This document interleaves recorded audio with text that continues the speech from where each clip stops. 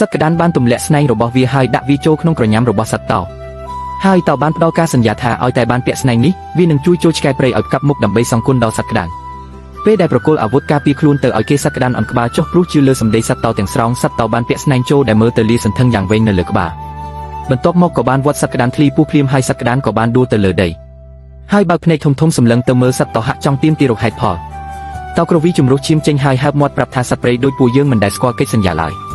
ទោះបីទំនាក់ទំនងយ៉ាងណាក៏មិនសំខាន់ដែរគឺគេមើលតែលើផលប្រយោជន៍តែប៉ុណ្ណោះ